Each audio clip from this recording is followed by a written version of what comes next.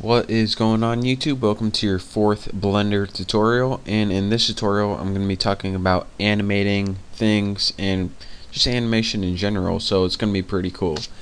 And it's about 10 o'clock at night and I just woke up, took a shower, so I think I'm going to be good to go on this one. It's going to be a pretty good tutorial. And unlike last time where I thought about sushi, I had another realization when I was in the shower. How come when you're taking a shower, doesn't matter where, that there's about 1 millimeter difference turning the knob from freezing cold to scalding hot?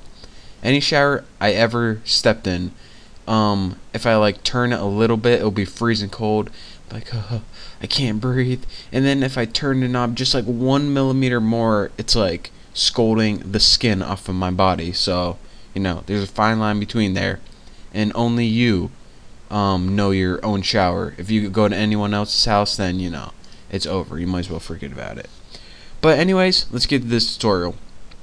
The first thing I want to remind you guys of is unlike last time with transformations, with moving it around, you also have these little arrows right here, and you can move your object around using these arrows if you're too lazy to do it the other way. And you can also right click it, and when you get it to the place, just left click it to set it. But for right now, with it selected, go ahead and press delete, because we don't need that dumb old cube in our way anymore. What we need is a sphere. So go ahead and create spacebar, add, let's go ahead and create mesh icosphere. You can create anything you want, it doesn't matter for this tutorial, just I need to create something. Now in order to animate, I want to get 2 of these items, and that brings me to my next point of duplication. So go ahead and select this with your right mouse button if it isn't already selected, and hold down shift and press D, and when you do, you get a duplication of this item. Now go ahead and press left click to select it. So again, that's shift D. Now since we're animating, it's probably going to make sense to switch our animation view, so we can either go down here and go to animation, or since we're being lazy, what we can do is use a shortcut, and that is Control left. So again, hold down Control and press the left arrow, and that's going to bring you up to your animation interface. So now we're now we are in our animation interface. So let's animate something. Well, the first thing we're going to want to notice is this little bugger right here, and this is called the timeline. Right now it's in seconds, and by the end of this tutorial you're going to understand what the timeline means. It's pretty simple, so I'm not going to explain it. But anyways, put your cursor over the timeline, press space, press T, and make sure you're in frames. And again, that's T, you're in seconds by default, go to frames.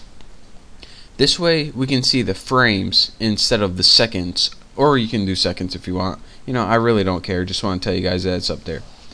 The next thing we're going to do is create an empty on the screen.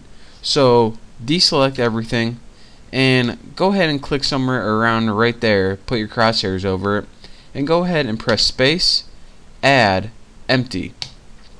Now what an empty is it's pretty much an object that does nothing. So why would we want an object that does nothing on our screen? Well, the usefulness of this empty is that we can animate this empty. For example, we're going to make it grow, and then what it does is we can link these 2 objects to the empty. So for example, if we had 10 different objects and we all wanted them to grow, what we could do is animate them each individually and make them all grow, give them all frames. Or we could animate this empty once and link all these objects to this empty, and whatever this empty did, these objects would do. So we wouldn't have to animate each of these separately, we just have to animate something once and then link everything to it, which you're going to see. So since I said that it can do that, I better prove to you guys that it can do that. So we got our empty selected. What we need to do is scroll down here until we get our little green bar right here, and this is the time where we're at, and go ahead and move it to frame 1 or to the left as far as you can go. And what you can see right here is frame 1 empty, and it also says it down here. So go ahead and slide that way to the left here at frame 1, and what we're going to want to do is insert a scale key. So go ahead and with this selected, the empty, press I scale. I scale. Get it? That isn't even a joke. I just made that up. Please don't repeat it. So now what we want to do is move this little time to frame, 100 or something, or 99, just because I couldn't. There we go, 100. Now what we want to do is actually change the scale of this empty. So go ahead and I guess just change the scale. Press S on your keyboard and go ahead and change that a little bit, and go ahead and hit it just like that. And now what we want to do, once we change the scale at frame 100, we want to set another scale key. So go ahead and press I with it still selected and press scale. And now you can see to our little graph on the right hand side, this is the scale of our object over times. It goes from 1 to 4 in 100 frames. So what this means is it starts out at size 1, whatever that means, and it goes to 4 times its original size in 100 frames. So how can we see this visually? If we put our left mouse button over here and scrub back and forth, we can see that our empty is now changing as it goes from 0, size 1, to frame 100, size 4. So now we have an empty that is animated in scale. So now how can we get these objects to do the same? Well, I'll tell you. The first thing you're going to want to do is deselect everything in your main animation window. So go ahead and press A until you get everything deselected. So again, A means all in Blender, so hit it twice to get everything deselected. Now what we're going to want to do is something called parenting.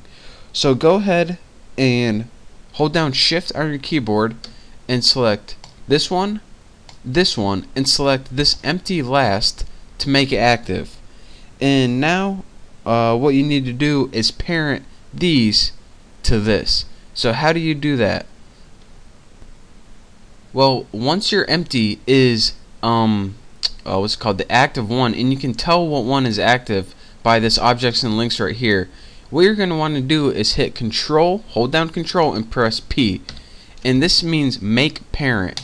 And once you make that parent, again that's Control and P, you're going to have two little lines to your objects right here. Now what a parent is, it pretty much allows these objects to take the properties of its parent. So again, the children that these two objects are called do whatever the parent does. So now if you scroll back and forth, you see that as the parent grows, the children grow with it. So this is a pretty good parent right here, unlike my parents who made me wear a skirt and sit on my uncle's lap when I was 7 years old. But I don't want to talk about that. It brings back some bad memories. But anyways, this is a pretty good parent, unlike mine. So again, as you can see, scrubbing back and forth. Another thing that you can do is if you hit Alt A, you can see this animation play. Oh yeah, just like that. Or if you're too lazy to hit it, you can just scroll all the way back and hit this play button right here and watch it play like that. Either way, you got many different options of watching it play. And another cool thing that you can see, anytime you move this parent around, the children move with it. Makes sense. If the parent moves, the child got to move too. So, just like in real life.